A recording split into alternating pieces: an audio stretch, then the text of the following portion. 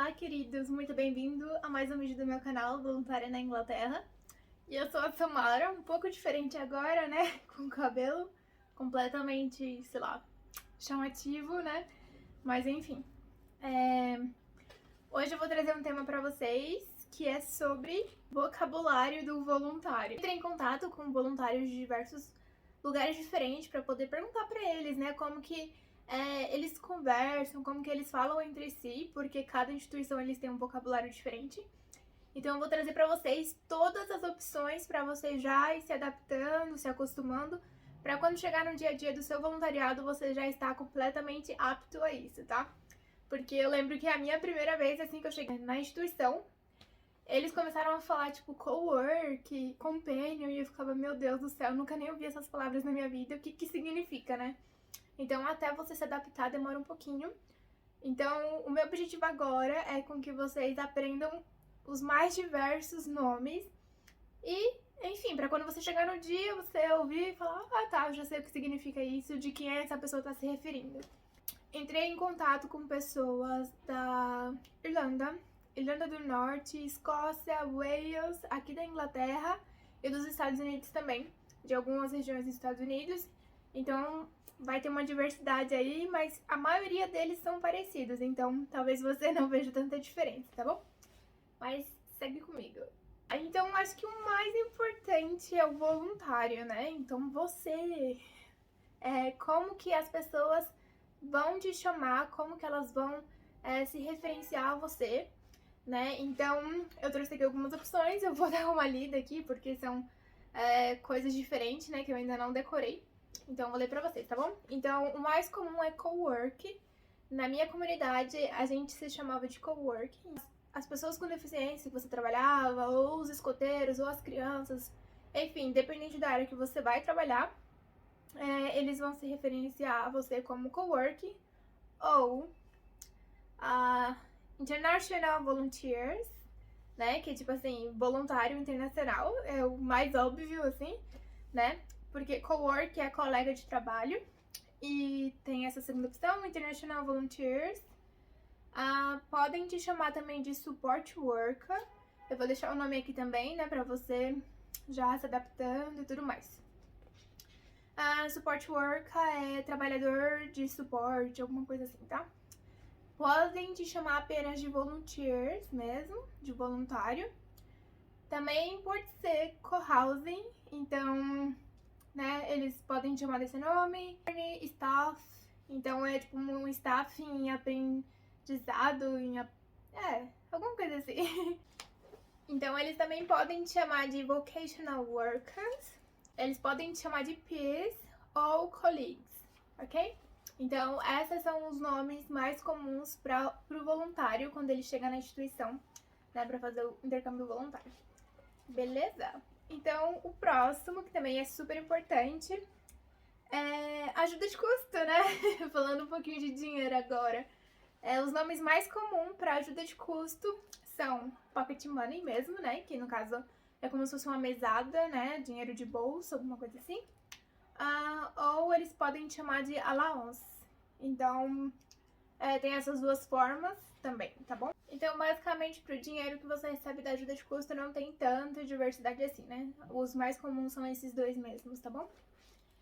Agora falando um pouquinho do cliente, né? Geralmente é a pessoa que você cuida ou trabalha. Então, o primeiro, o mais comum é companion. Então, você pode chamar ele de companion mesmo, que significa companheiro. Ou residents, né? Que são os residentes mesmo. Então não tem tanto assim diferença, não são nomes tão diferentes, tá? Você pode chamar também de villagers, residential students, né? Que são os estudantes da residência também, tá? Então não tem tanta diferença assim nos nomes pro cliente mesmo. Geralmente esses são os mais comuns. Não sei se vocês sabem, né? Acredito que sim, pra quem acompanha meu canal. Alguns voluntários, eles precisam ficar na casa durante a noite. Então, por exemplo, se você está indo trabalhar para cuidar de pessoas com deficiência de aprendizado ou alguma coisa assim do tipo, tem os horários, né, normais de trabalho, de manhã, à tarde e à noite.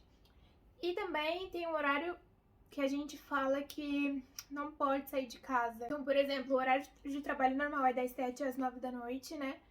Mas daí respeitando, sei lá, 7 horas de trabalho, 4 horas de trabalho, a carga horária é normal.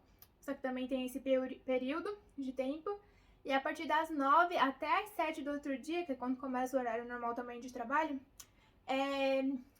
tem que ter gente dentro da casa. Porque como a gente tá falando de cuidar de pessoas com deficiência, é um público mais vulnerável, então precisa ter alguém dentro da casa a todo momento, para caso eles sofram alguma emergência, ou caso o alarme de incêndio toque, né, para poder orientar. Enfim, geralmente, pelo menos na minha comunidade, o co-work, né, que eram os voluntários, eles tinham que ficar dentro da casa de 2 noites até 4 noites, ou mais ou menos, depende muito da sua sorte, né? E, enfim, você pode dormir normal, só tem que ficar dentro de casa. Então, você pode receber os outros voluntários, fazer o que você quiser. Mas o importante é não sair de casa para caso alguma coisa aconteça, você estar lá presente, né? Então, esse trabalho da noite também tem um nome. Então, o nome mais comum, no meu voluntariado, né, a gente chamava de night cover. Então, sei lá, cobertura noturna. Algumas outras instituições também chamam de night cover. Tem gente que chama de firewatch, tá? E também pode chamar de overnight, ou sleepover, ou sleep-in, also. Pode chamar de wake night, só que em alguns lugares o wake night, né, já diz que a pessoa tem que ficar acordada, então é diferente. Tem a parte que as pessoas dormem na casa normal e tem alguns funcionários que são pagos para isso, para ficar acordados durante o período da noite. Geralmente, quando a gente fala de casas que moram pessoas com deficiência, tipo, muito avançada, sabe? E também tem uns que chamam de housekeeping, que pra mim não faz muito sentido, porque geralmente housekeeping a gente chama aquelas pessoas que trabalham como se fosse domésticas, sabe? Pra limpar, cozinhar e tudo mais, enfim. Mas esses são os nomes mais comuns pra cobertura da noite, que é o período realmente que você tem que ficar em casa, mas você pode dormir e fazer o que você quiser, ter sua vida normal, tá bom? Algumas vezes, algumas instituições falam sobre compartilhamento de vida, então, basicamente, o intuito desses voluntariados é que você vá pro lugar e você compartilhe a vida com as outras pessoas, né?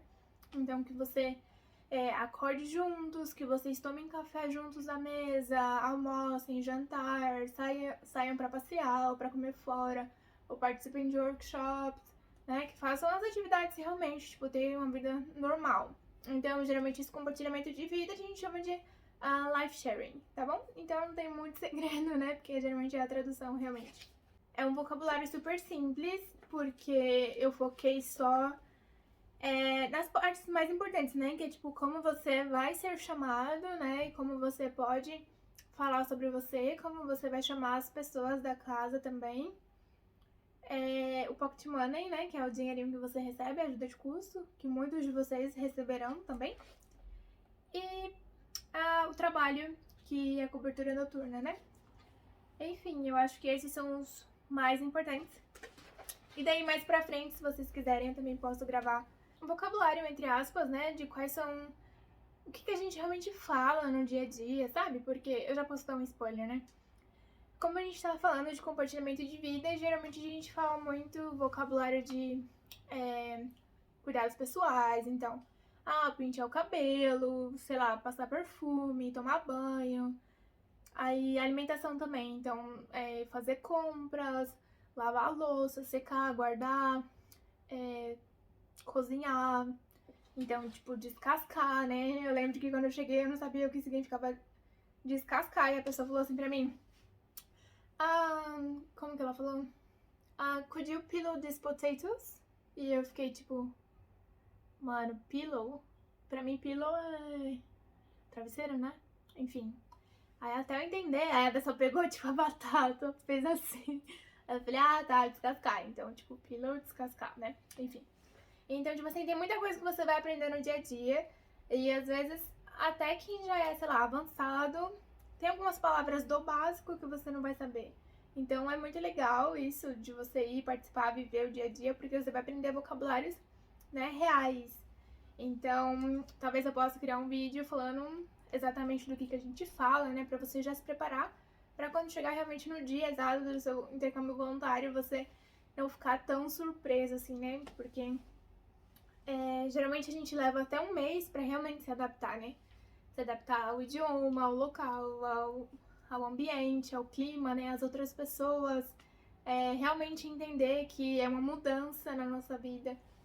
Mas enfim, tá? Eu acho que eu já até falei demais. Espero que vocês tenham gostado e muito obrigada!